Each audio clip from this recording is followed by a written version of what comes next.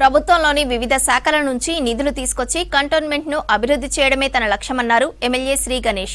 Cantonment 6వ వార్డులోని sewerage pipe line ను board nominated member Ramakrishna, మాజీ బోర్డు మెంబర్ బానుక నర్మదా మల్లికార్జున్ తో కలిసి ప్రారంభించారు ఎమ్మెల్యే.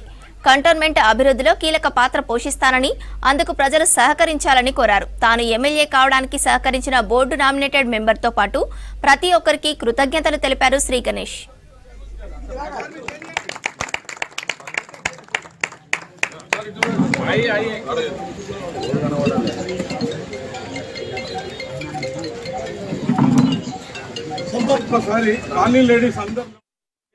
కాకుండా రాష్ట్ర ప్రభుత్వం నుంచి ప్రతి శాఖలో నిధులు ఉంటాయి, ప్రతి శాఖ నుంచి నిధులు తీసుకురావచ్చు.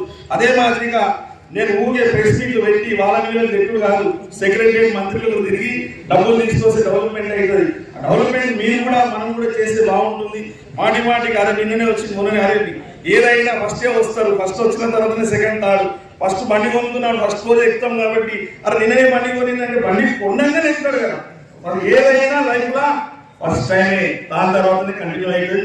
కావున కంటోన్మెంట్ ప్రజలందరూ ఆశీర్వాదం ఉండాలి. మీ అనుభవం అంతా తోడైతే డెఫినెట్ గా మనకి ఇచ్చిన అవకాశాన్ని మనం గ్రాండ్ సక్సెస్ చేసి ప్రజలకు అందుబాటు ఉండి డెవలప్మెంట్ ముందుకు సాగుతానని, నాకు బీజేపీ నుంచి టికెట్ ఇచ్చినందుకు సభాముఖంగా రామకృష్ణ గారికి ధన్యవాదాలు.